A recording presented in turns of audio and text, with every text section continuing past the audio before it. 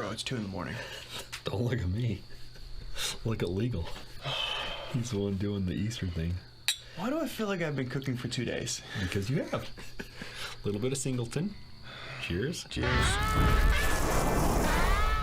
So, Hold on. In my defense, we're doing a brisket to go to Legal's house for Easter, and Evan looked at me, he's like, we've never really done a real brisket on film. How many videos do we have? Over 100. None of which have been a proper brisket. Why? We're not talking about that. Really? We're not going to talk about Of all the things we don't talk about, we're not talking about a brisket. I don't like brisket. And that's okay. Nobody's judging. Oh, everybody's going to judge. Everybody's going to judge. Okay. I'm Ryan. That's Evan. We're Whisky And BBQ. Hi. It is 2 in the morning. We're having whiskey. We've been having whiskey for the last 6 hours. This may be our third or maybe third to the third power of whiskey tonight. Not saying which. But this is a singleton and It's really good. Yeah. This is the 8th. 7th. Stop trying to do math. Do brisket.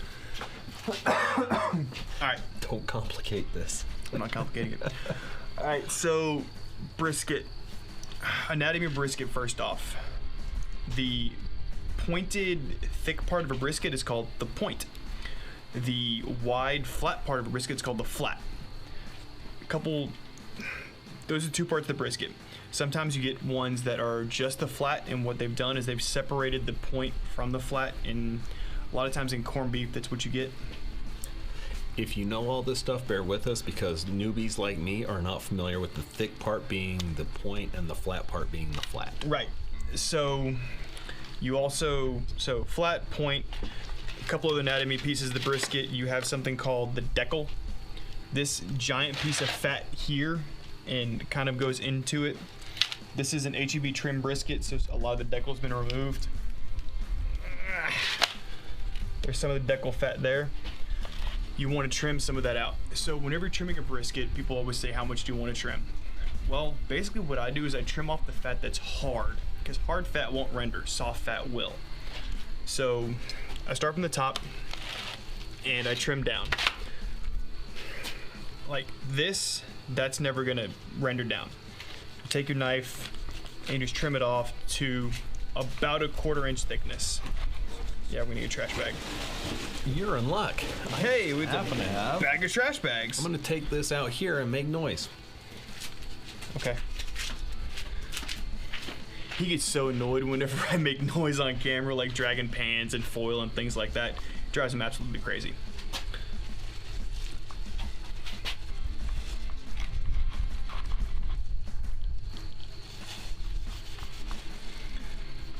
This is actually a pretty good brisket. Got it from HEB. It's not great because the flat is really thin. What you want to do is on this portion of the brisket, you want to find it where it's about at least 3/4 of an inch thick. If you can find it thicker, great. If you can't, oh well. This is a 10-pound brisket, so it'll be all right.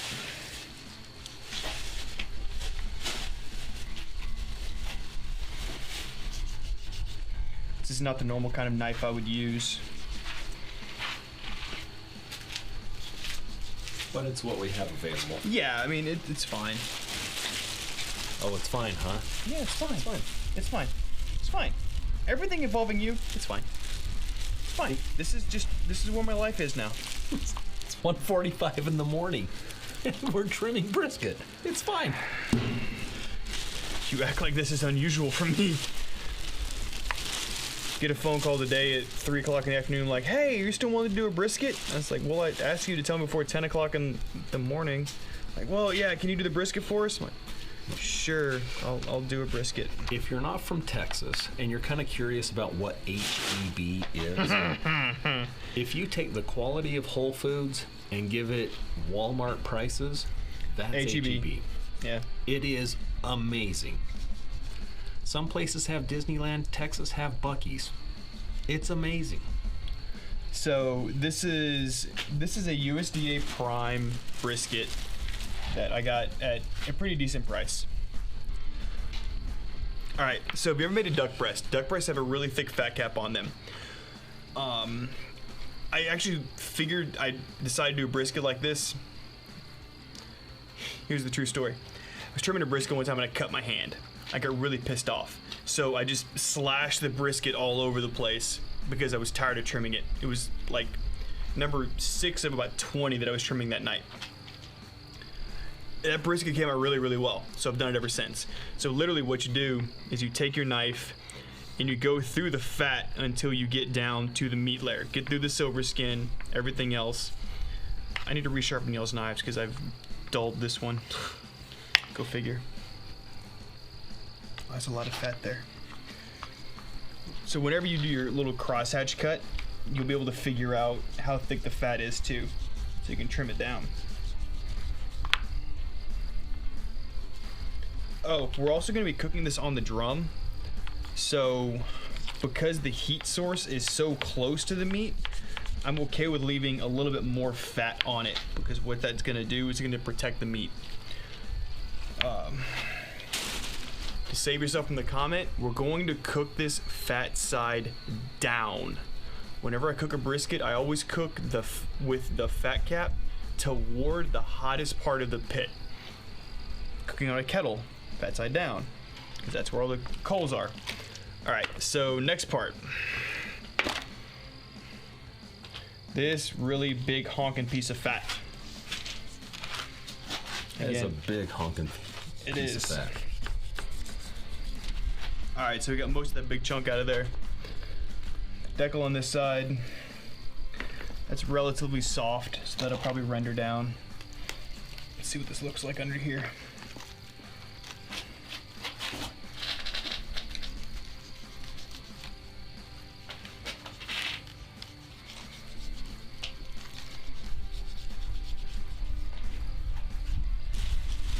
So now that we got everything trimmed up, I've got most of the fat removed.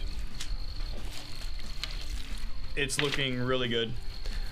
So we've got the drum smokers coming to temperature. So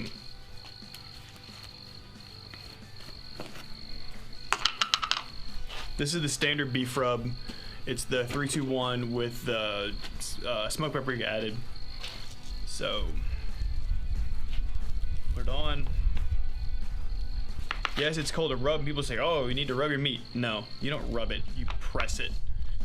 Because what happens is if you rub it, you end up leaving bald spots, for lack of a better term, where the seasoning doesn't stick to it. Or you've rubbed it and it's just not evenly coated.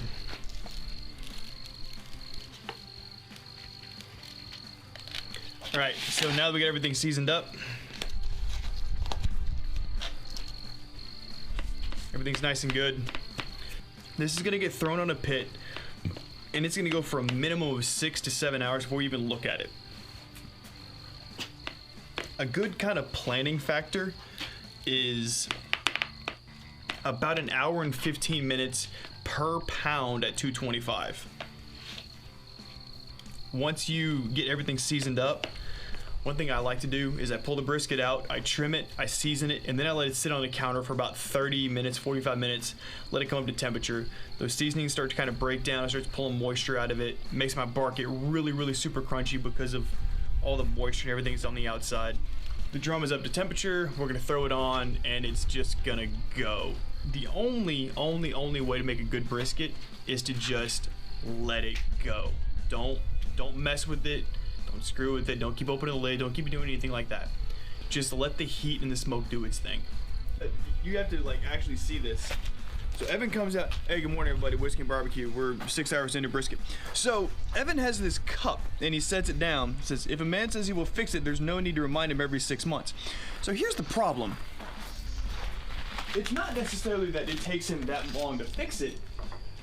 He just keeps breaking this. How's your percolator? It broke. Good morning. As of 15 minutes ago. Coffee's good. Coffee. Oh, this is gonna look really funny. Okay, there's a pork butt in here too. Pork butt's on top, brisket's on bottom. 136.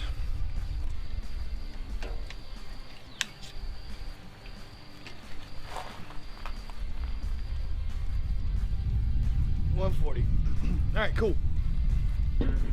He's been going for about 6 hours. Probably gonna let them go another, I don't know, 3 hours before we even mess with them again.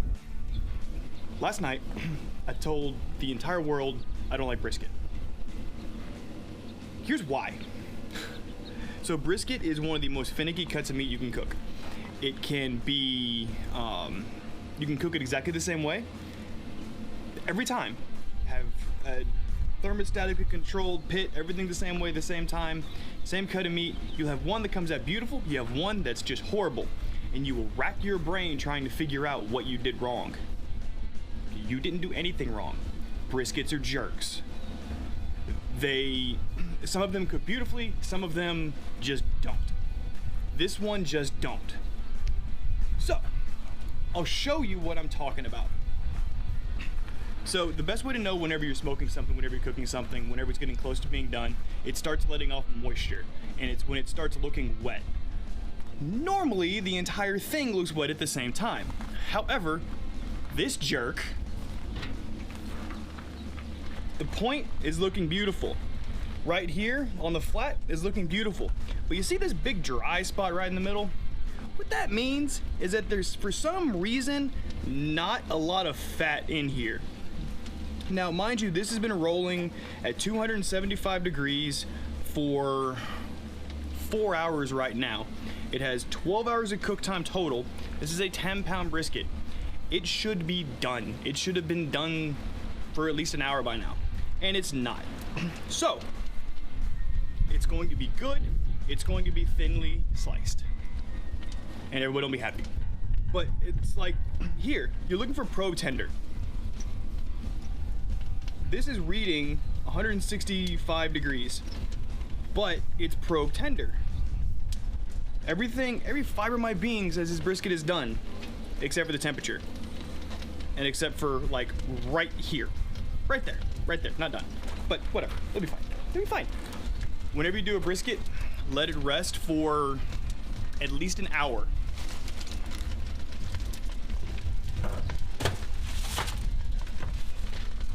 Yeah, that's done.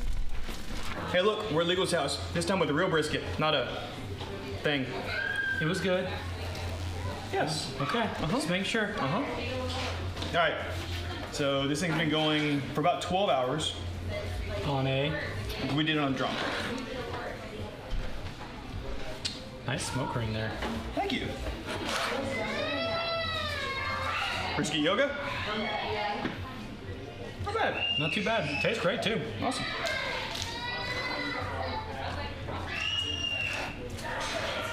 Camera Michelle, you're eyeballing it. Good bark. I can see you eyeballing it. Evan's wife's on cam like, ooh, the brisket's getting cut up.